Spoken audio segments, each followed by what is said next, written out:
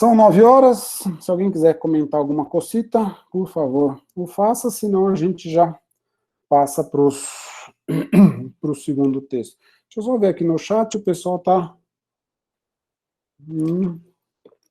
Xenófilo, sim, todos os pré-socráticos, né, desde Homero, a gente consegue rastrear discussões sobre o problema do conhecimento.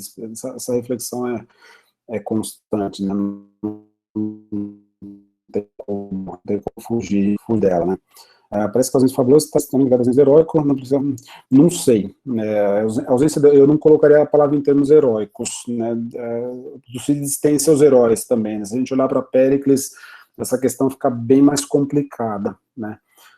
Fiquei com uma curiosidade aqui, como o Tucídides, posto que ele estabeleça talvez algum pressuposto, foi esse posto que é concessivo ou explicativo? Deixa eu entender.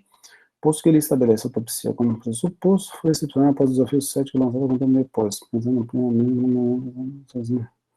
Não tem. Luciano. A visão falou, imaginando se isso foi para uma tranquila disputa ao longo dos séculos. Olha, ótima pergunta. Na antiguidade, a gente conhece muito pouco da recepção imediata do Tucídides, né? Xenofonte, por exemplo, tem ele como uma referência, né? Tanto que continua, entre aspas, sem mudança nenhuma, né? Ele continua literalmente de onde Tucídides parou, né? Agora, eu não saberia dizer para você com relação ao ceticismo de modo explícito, né? Eu não saberia precisar se os céticos, até se os céticos se preocuparam com ele. Né? Quanto ao Luciano, né, tem o Como Escrever História. Luciano, ele forja um modelo tucididiano de historiador, né? Parece que ele tem Tucídides como cânone, mas antes de Luciano você tem o problema de Dionísio de Halicarnasso, né, me parece. Dionísio de Halicarnasso, como um bom rétor, e talvez por ser de Halicarnasso, tem várias discussões por aí, ele coloca Tucídides como exemplo de sujeito que escreve mal, né, do sujeito que pensa mal, por isso escreve mal, a ponto dele reescrever parágrafos de Tucídides, né, chega a ser rir de nervoso, né, quando você está lendo sobre Tucídides do Luciano, porque ele fala, olha, se ele fosse escrever bem, ele escreveria esse trecho desse modo, ele apresenta o trecho de Tucídides e reescreve de uma outra maneira. Agora, Dionísio não é um cético necessariamente, né? Então, eu não saberia te dizer. Eu sei que Luciano endossa. No Renascimento, se diz, muito valorizado, é um autor muito apreciado, sobretudo depois da tradução do Lorenzo Valla, né, que é de 1470, 80, mais ou menos, contemporâneo ao nascimento de Maquiavel, né, é um autor muito valorizado, e me parece que o prestígio dele só cresceu. Se não me falha a memória, só cresceu. Agora, eu não saberia dizer, assim, pontualmente, com relação a Montaigne, né? Montaigne, se não me falha a memória, não menciona, né? Não tem, se não me falha a memória, mas teria que pegar algo mais preciso, tá? A Fernanda pergunta, a questão da letra foi retomada por Heidegger com o sentido de desvelamento, desenvolvimento. Seria essa mesma tradução da palavra? Se não estaria, de certa forma, nas reflexões metodológicas?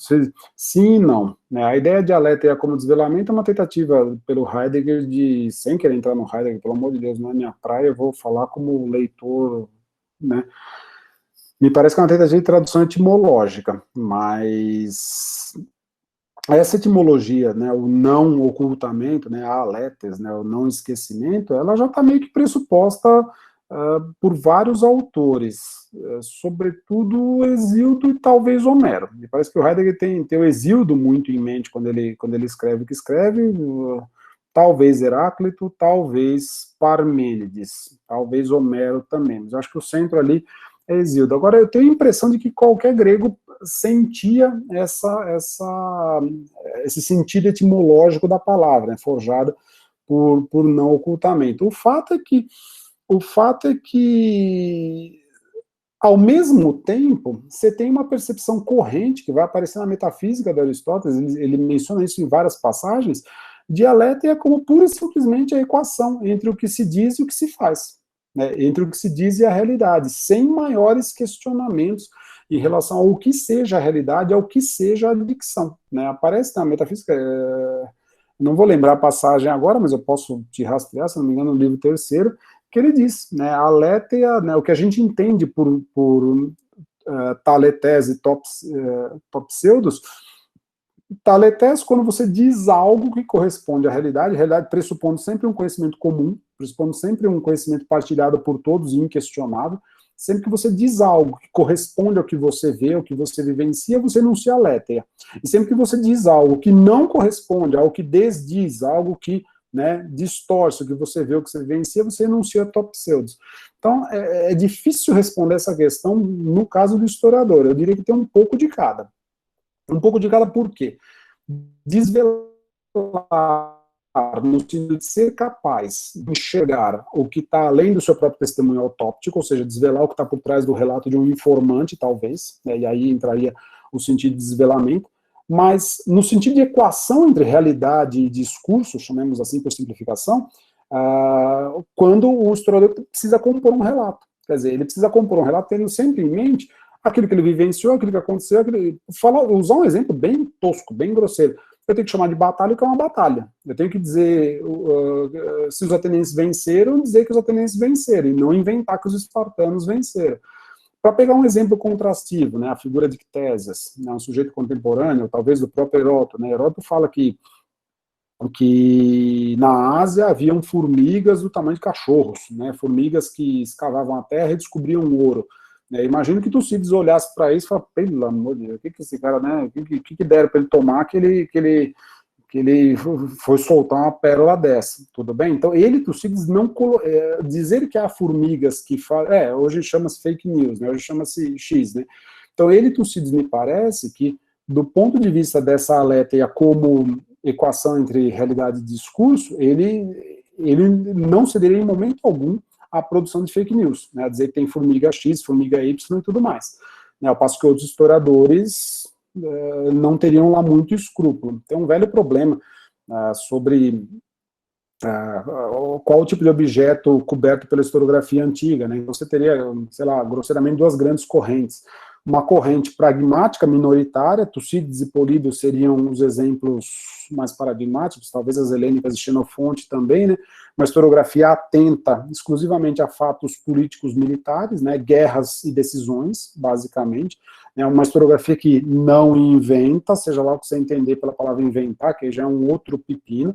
Essa historiografia que o Gabriel menciona, né, que o Luciano coloca como o cânone ideal, né, que segue esse preceito autóptico de Tucídides, quer dizer, o historiador, ele simplesmente reporta a realidade e acabou, ele não acrescenta, né, ele simplesmente constata, ele não põe nada a mais, ele não inventa, ele não é um poeta, ele não é um criador de mitos, ele não é um forjador de narrativas.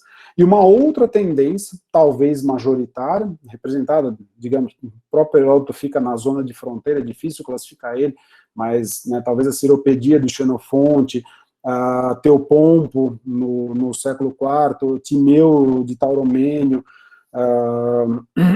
Filarco de Atenas e vários outros historiadores, que seria uma historiografia que a gente chamaria tranquilamente de romance histórico, né, ou de novela histórica. É difícil dar um nome para isso com precisão, mas seria uma historiografia que não está tão preocupada com o que nós entenderemos, talvez, por realidade. Uma historiografia cujo débito com a poesia épica, com a matriz épica comum a toda a grande narrativa, cujo débito com a poesia épica é muito maior, quer dizer, o relato é muito mais solto. O caso de Ctesias, por exemplo, teria, né, conhecido pelas... Né, teria forjado a ideia do Ciápodes e tantos outros monstros e personagens e tudo mais. Né, quer dizer, você tem uma... Agora, é difícil dizer qual que é o objeto historiador, qual que é a noção de verdade dos antigos, só para ficar na questão inicial. Percebe? Tem tantos pontos de problema aí no meio do caminho que é difícil colocar, beleza? O André fala sobre a história dos historiadores no Renascimento para o cético, o preceito de Cícero. A história magistral Ita fosse muito mais usada do que Tucídides. O Luciano também era muito citado. Tucídides, então... não sei, né, a história magistral Ita e do Cícero vem do Políbio, né, que por sua vez é leitor dele, Tucídides também, em certo sentido está por trás do 1.22.4. É difícil a gente fazer a mediação precisa, que Cícero era muito lido no Renascimento, é fato, isso é fato. Agora, o fato dele ser muito lido e muito citado não quer dizer que quem o leu e quem o citou desconhecesse os outros autores, percebe? Tem vários buracos aí que ainda falta estudar, então eu deixo para vocês essa discussão, eu não vou meter a mão nesse vespeiro. Então, meus caros, o que eu tinha preparado para vocês é isso. Eu espero sinceramente, né, como eu disse no começo, que tenha sido mais interessante do que a novela. Olha que eu estou colocando o padrão lá embaixo, mas enfim, tenha sido mais interessante, né, perder e passar essas 2 horas conversando sobre isso do que assistindo novela. Só posso agradecer a todos pela paciência, pela boa disposição. Foi excelente poder conversar com vocês, surgiu muita coisa aqui, muito interessante. A minha gratidão é praticamente inexprimível com relação a tudo isso, né? E, assim, agora, né, fiquem à vontade para... Gostaria muito de ouvir de vocês críticas, sugestões, ideias para futuros cursos, né? Eu tenho... é incrível, consegui reunir 100 pessoas por esse tema. Eu comentei no primeiro encontro, né, eu não sabia quantas vagas abria, eu falei, pô, vou abrir umas 20, imagina, né, não vai ter tanta gente assim. Aí eu vi que o Google Meet comportava mais gente, eu falei, puta, vou botar 100, vou passar vergonha, ficou aquela coisa, né, que surpresa ter visto vamos dizer, em 15 minutos as vagas se esgotaram. É uma coisa realmente surpreendente, não tinha dimensão de como isso poderia ser interessante. Espero que tenha sido, espero ter cumprido bem o meu papel, aquilo que eu me predispus, né? Tenho várias ideias sobre cursos, estou vendo, pulo lá as ideias aí, tenho várias ideias sobre cursos futuros, gostaria muito esses projetos de extensão me atraem muito por várias razões. Estou me adaptando com a internet, acho que, né, a gente precisa começar a explorar mais essas possibilidades. Enfim, quero ouvir de vocês, né, o que não só esses textos provocam, mas qualquer crítica, quaisquer sugestões, fiquem absolutamente à vontade, mandem bala, né, que estamos aqui para isso. E eu só posso agradecer, né. Valeu. Breno, Oi, pois não. se você me permite uma pergunta, não sobre a aula de hoje, mas no geral em si, eu fiquei muito surpresa segunda-feira quando eu li o texto e me deparei com o termo cidadãos de bem.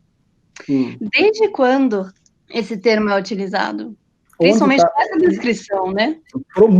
Eu arriscaria dizer, assim, com 90% de certeza, eu arriscaria dizer que é problema na tradução. Onde exatamente está esse trecho? Me dá o trecho que eu te pego no texto grego de cara, já fica mais simples. Eu não estou com ele aberto, foi uma coisa que me pegou muito na aula passada, que eu acabei não comentando, mas acho que é uma nota. Ah, tá, então pior ainda. Se é uma nota, aí o tradutor é coisa do tradutor. É o tradutor ou o anotador, qualquer estudioso que fez as notas, entendeu? Você tem uma expressão que até se prestaria a isso do grego antigo, que é o kalos kagatos, né, o cidadão por definição, né, o cidadão excelente, virtuoso, respeitável, enfim. Você tem até uma expressão no grego que se prestaria a uma tradução como essa. Agora, traduzir isso nesse nosso contexto tem outras conotações, né? Mas, assim, se porventura apareceu no texto, localiza para mim, por favor, me manda um e-mail depois, se você quiser. Claro, eu mando e-mail. Localiza para mim o texto, aí eu vejo no grego, eu te passo o que tiver no grego de cara. Mas eu tenho quase certeza que em Tucídides não aparece kalos kagatos, não aparece essa expressão no texto dele. Então, assim, em bom português, é a responsabilidade do tradutor ou de quem fez as notas essa opção, entendeu? Então não tem nada a ver com Tucídides, beleza? Entendi. Obrigada.